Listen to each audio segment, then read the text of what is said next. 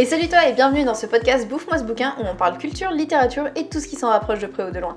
N'oublie pas de t'abonner pour découvrir un nouvel épisode toutes les semaines et si tu veux soutenir le podcast, ça se passe sur ma page Tipeee ou Utip. Depuis quelques jours déjà, mon 4e torchon est sorti et est disponible que ce soit sur mon site internet ou sur Amazon. Et oui, mais voilà, avant que tu te précipites pour l'acheter, laisse-moi un peu te donner les 10 raisons de ne surtout pas le lire parce que, on va pas se mentir, t'as beaucoup mieux à faire de ton temps, pas vrai ? Avant de commencer dans le vif du sujet, je vais quand même te lire le résumé. Les plus grands scientifiques se sont penchés sur le dossier et ont élaboré 2 théories.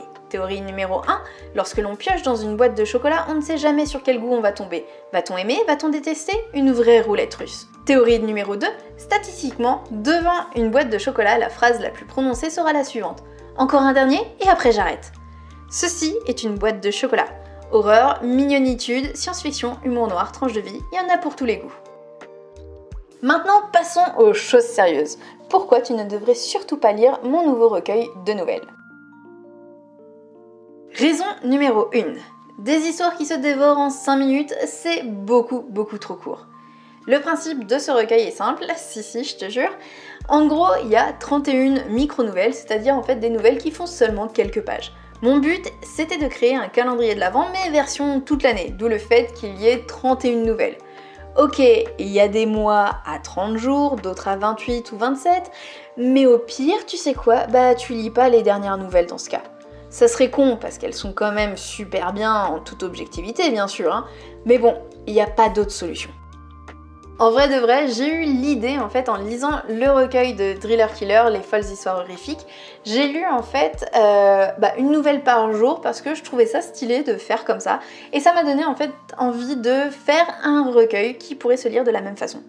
Le but c'est clairement que même les jours les plus busy, tu puisses lire au moins une nouvelle. C'est ultra rapide, le temps de couler un bronze et hop, c'est bon. En fait c'est exactement ce que je voulais, c'était pouvoir rendre la lecture accessible même pour ceux qui n'ont pas le time. Après, si tu veux manger le recueil en one shot, le temps d'une nuit, tu fais comme tu veux, je suis pas là pour te surveiller. Raison numéro 2, il y a de tout et j'aime pas la diversité. Le problème que j'ai rencontré quand je me suis lancée dans ce projet, ça a été de trouver un thème commun aux 31 histoires. Parce qu'encore une fois, 31, c'est beaucoup. Et je me suis dit que la meilleure des choses au final, c'est de faire un recueil dont le point commun entre les nouvelles soit justement le fait qu'il n'y ait pas de point commun. Je m'explique. En gros, toutes les histoires sont totalement différentes. Enfin, j'ai tout fait pour. Et ça, que ce soit en fait au niveau du registre, du style, de l'intrigue, du type de narration, du vocabulaire, etc. J'ai voulu apporter en fait 31 expériences totalement différentes. Donc t'as de l'horreur, de la science-fiction, des contes, une pièce de théâtre et ainsi de suite. Par moments, c'est à la 3e personne, puis à d'autres à la 1re personne, au passé, puis au présent. Bref, j'ai essayé de mettre le plus de style possible pour pas que tu te fasses chier en lisant. Le problème, c'est que forcément, avec des nouvelles aussi différentes, il y en a que tu vas moins aimer. Et puis même, ça se trouve que tu vas toutes les détester. Mais là, ce serait quand même bizarre, parce que vu comme elles sont différentes les unes des autres, si tu les détestes toutes, je considère que c'est plutôt que tu as un problème avec moi et si c'est le cas, rendez-vous dimanche prochain sur le parking du Super U de Tourcoing, on règle ça à coups de poing.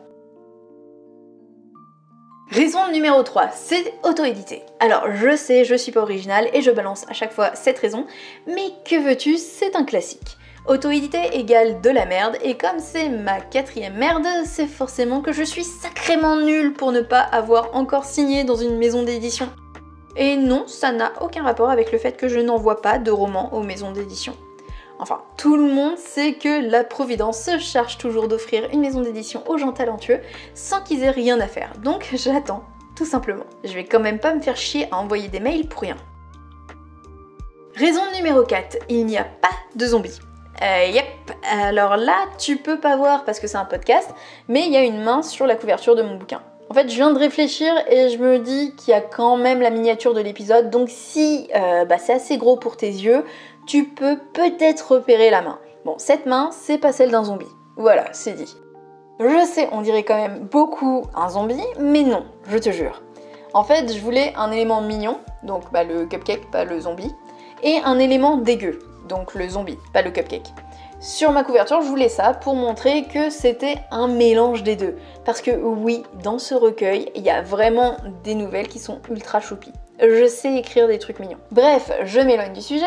Je me suis dit qu'une main de mort, bah ça c'est bien dégueu. Et de fil en aiguille, à force de chercher une combinaison de couleurs qui me plaisait, je suis tombée sur cette palette et tadam! Je trouvais ça plus beau en fait si c'était la main qui était en vert. Ce n'est qu'après avoir reçu les exemplaires imprimés que j'ai tilté qu'on pouvait penser que bah du coup c'était un zombie comme c'était en vert.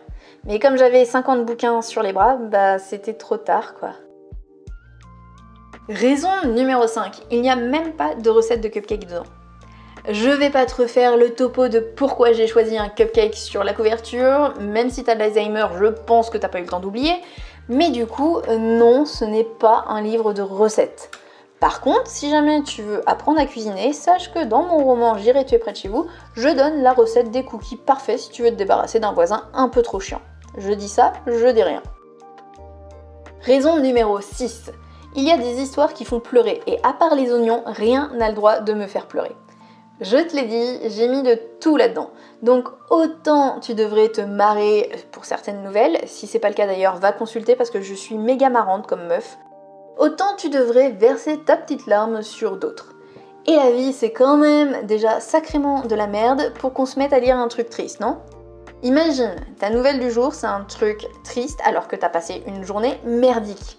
Bah tu vas être obligé d'enchaîner avec la nouvelle suivante pour ne pas te tirer une balle. Oui, parce qu'en fait, j'ai aussi essayé d'alterner et de pas mettre deux nouvelles tristes de suite. Raison numéro 7. C'est écrit par une meuf, donc c'est forcément de la romance. Celle-là, ça va faire rire ceux qui connaissent un peu ma plume, je pense. Disons que la romance et moi, c'est deux mondes. Mais dis-toi que c'est pas totalement faux cet argument. J'ai bien tenté de faire une romance. Après, comme dirait Marissa, c'est une romance à ma sauce. Sauf que moi, ma sauce, elle est plutôt à base d'humour noir et de meurtre. J'y peux rien. Au moins, on pourra pas dire que j'ai pas tenté l'expérience. Raison numéro 8, ce sont des nouvelles, donc ça veut dire que c'est bâclé. Bah ouais, des nouvelles, c'est un truc que tu fais vite fait entre deux descentes de bière quand t'es assez lucide pour distinguer les touches de ton clavier. C'est simple, les vrais auteurs n'écrivent pas de nouvelles. Ce truc, c'est bon pour les amateurs qui galèrent à aligner deux mots et pour qui l'expérience du roman est insurmontable. Alors, des micro-nouvelles, c'est tout juste bon pour un analphabète consanguin. Franchement, t'infliges pas ça. Raison numéro 9. À la base, on part d'un challenge. Ouais, alors la vraie histoire derrière ce recueil, c'est qu'à la base de la base, j'ai voulu faire un calendrier de l'Avent sur ma chaîne YouTube, donc j'ai écrit 25 micro-nouvelles que j'ai lues et mis en vidéo. Bon, j'ai triché, j'en ai pas vraiment mis 25, mais comme personne ne suivait ce calendrier, personne s'en est rendu compte. Toujours est-il que j'avais une bonne vingtaine d'histoires inédites et que je savais pas trop quoi en foutre maintenant qu'elles avaient bien bidé. Donc j'ai récupéré les meilleures et j'en ai ajouté une 20 autres à peu près. Donc si tu fais les calculs, oui, j'ai gardé qu'une dizaine de nouvelles du challenge initial. Bon, en gros, un tiers du bouquin, c'est du réchauffé. Voilà. Ah, tu te sens arnaqué ?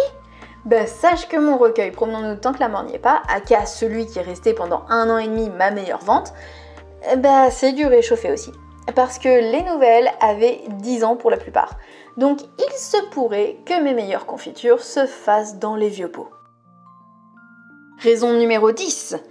Je ne l'ai pas encore trouvé, donc ce que je te propose en fait, c'est que tu achètes mon bouquin, que tu le lises, et que tu me dises en commentaire sur Amazon, Babelio ou ce que tu veux, la raison pour laquelle il ne faut surtout pas acheter ce torchon. Ouais, je pense que c'est la meilleure solution pour finir cette liste. Voilà, c'est tout pour aujourd'hui. Si tu veux donc te procurer mon bouquin, ça se passe sur mon site internet ou sur Amazon. Sur mon site internet, ça te permettra d'avoir un petit gribouillage dans le bouquin, voilà, si t'en as envie. Puis un petit paquet tout mignon, tout beau, bien soigné. En tout cas, bah, j'espère que cette vidéo t'aura plu. Je te dis à la semaine prochaine. Je t'embrasse fort. C'était Mélanie.